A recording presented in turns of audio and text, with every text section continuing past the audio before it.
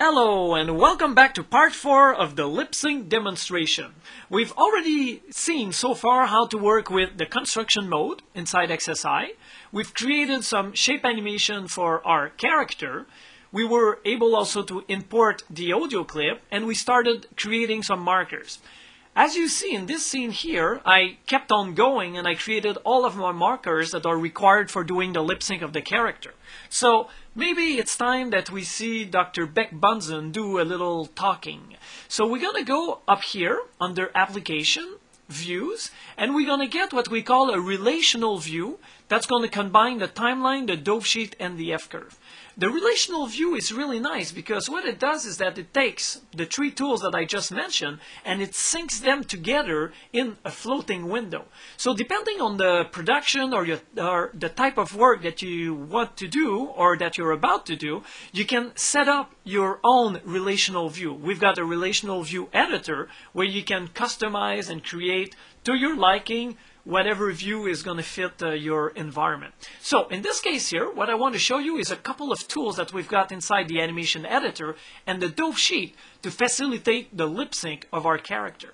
So the first step of what I'm going to do is that I'm going to pick up the clip that I've got right here and I'm going to drag and drop it in the animation editor. There you go. This is the first step where in the animation editor you actually have the ability of viewing the wave form of the clip. If we go under File, Preferences, you're going to notice that under the Audio tab we've got a couple of parameters that we can set on or off and also change some values to make this a little bit more comfortable to work with. First of all, the audio waveform, as soon as it was dragged and dropped, this little button here was toggled on. The other thing that you see underneath is the audio waveform display area. This one is set at 100%. That means that it takes, like the whole animation editor and it goes, like from the top to the bottom. Well, in this case here, for me, I always like to work, like at 60%, which makes it, like a little bit smaller because actually we're going to be importing or displaying some of the markers in a couple of seconds. So that's why the waveform is important as a reference, but I don't want it, to be all the way through the animation that I'm going to be creating. The other thing also that we want to work with, of course, is the markers. All of these markers that we've created, it goes under Show Audio Markers. As soon as you're going to toggle this on, bam, now you've got all of the markers, the lines, plus you've got as well the labels that we see down here, which can be toggled on and off. And you've got also the duration of each of these little markers. So this is really useful. But one thing that you're going to notice again is that the letters are pretty close, to where my wave clip is being displayed. So what I might want to do is to push this, like at the bottom here so that I can actually use them as just references at the bottom of the animation editor. So what you can do is that you can look at the audio markers, the min and max drawing level, and you can go and change them. So let's set this one, like at 95%, and the other one is going to be set at 85. So there you go. You're going to notice that these values are percentage of where those markers can be displayed. They don't have a relationship actually with the level of the markers that we've got down here. The level is just the order that they're going to be displayed, like in this case here, level 0, 1, and then level 2. But down here, it's just going to be the percentage that's going to be pushing them down. Okay, now that we've seen this, let's close this guy up, and we're just going to select Dr. Beck Bunsen. There you go. You're going to notice that down here, the dope sheet updated with the keys that have been set so far. And you're going to notice also at the bottom here that there's kind of a little brown outline.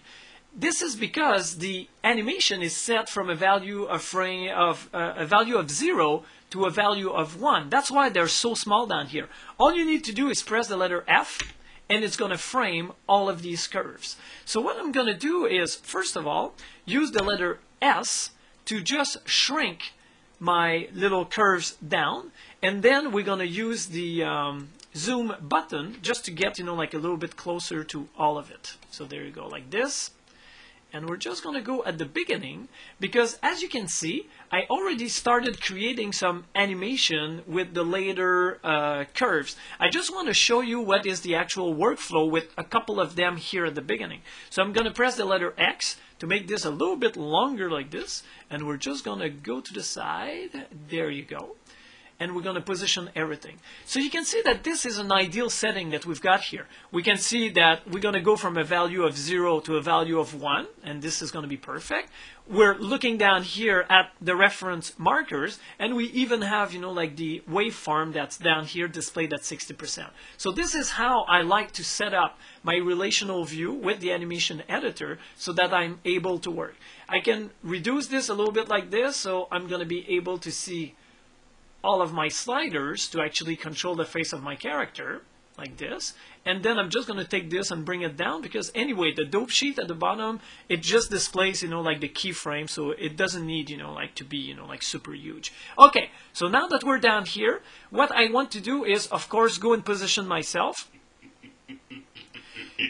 So we can see that this here is the TH and the E that we need, you know, to do the animation on.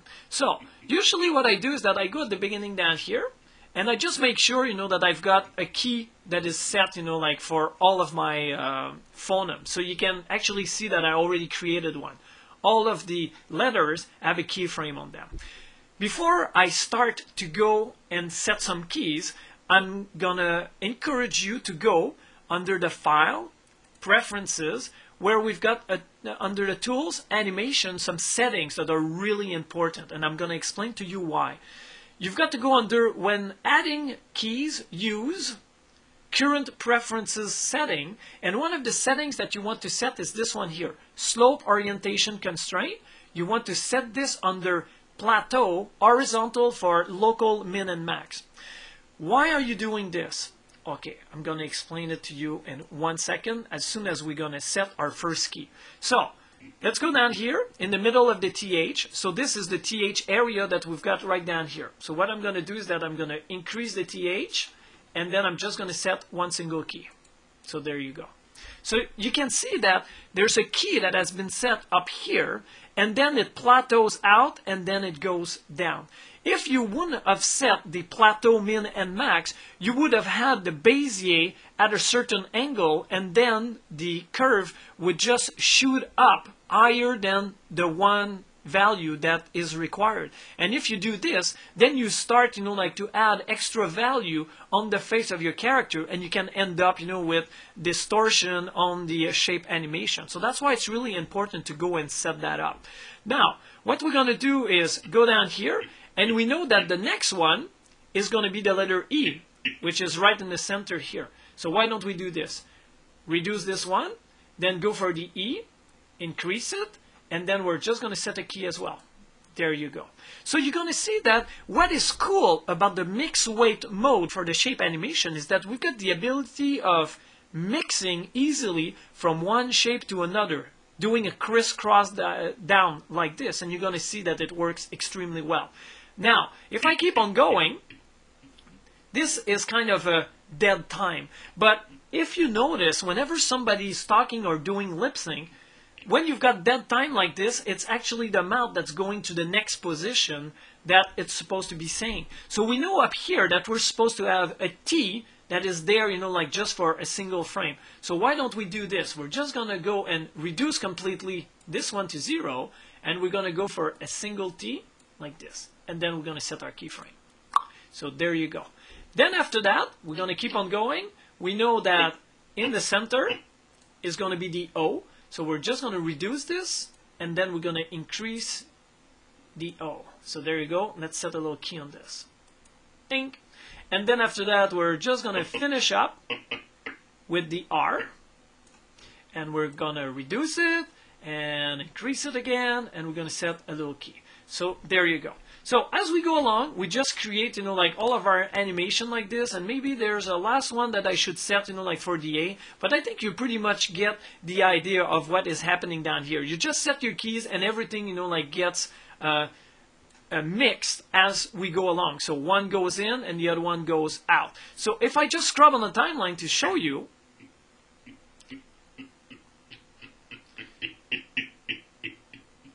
So you can see that the mouth is literally switching from one to another.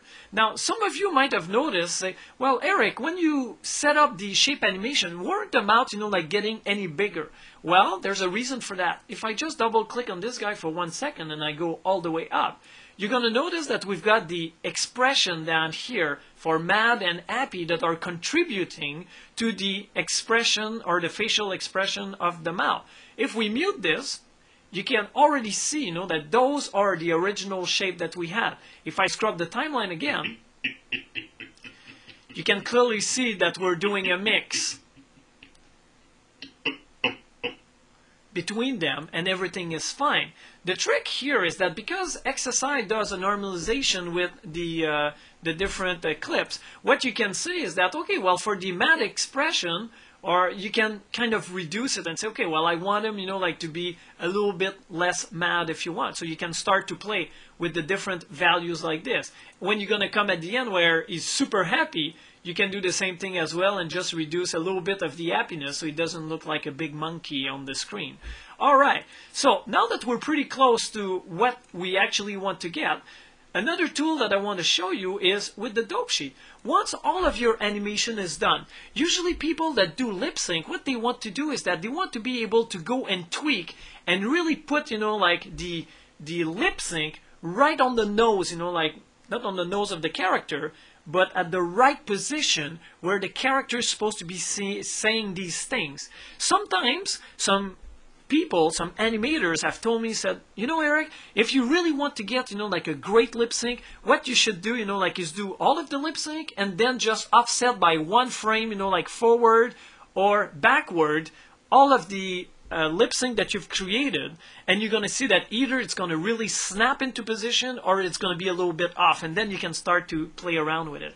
But what I want to show you is one of the tools that we've got inside the dope sheet, where you can go under the edit, preferences, and we've got down here the phoneme key. The phoneme key is a tool that gives you the ability of displaying the phoneme directly on the keyframes that we've got. So if we go enable phoneme key display, we click on this, and then it's going to tell us that we've got a keyframe here that is set at the letter TH. Then we've got one that's set at the letter E, T, and O, which is really nice, like for identifying quickly where the letters are being set. You can even toggle, like the in-between if you want. But in this case here, we're just going to leave it, like toggled off. And you can also activate the threshold. That means that any keys that has been set that's got a value that is greater than 0.5 is going to be displayed. In this case here, if we increase this, we can set it up, like to 0.95, and there you go. The show phoneme in between, in conjunction with the threshold, is going to show us what are the actual letters' contribution to each other.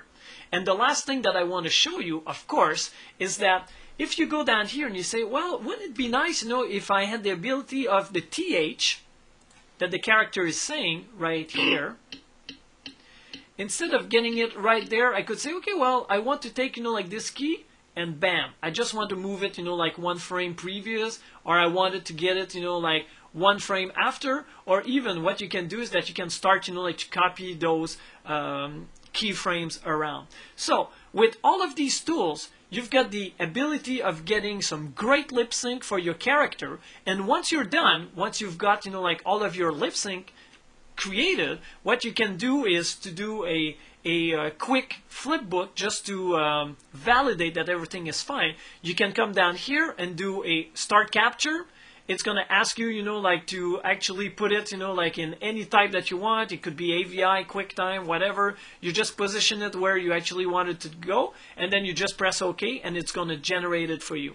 So this pretty much wraps up the little lip sync demonstration. I hope that you enjoyed it. There's tons of tools in there that can make your life, like so much easier, and I hope that you're going to take advantage of all of that inside XSI. So this is Eric Goulet signing off with WXSI News directly from Montreal. Thank you very much.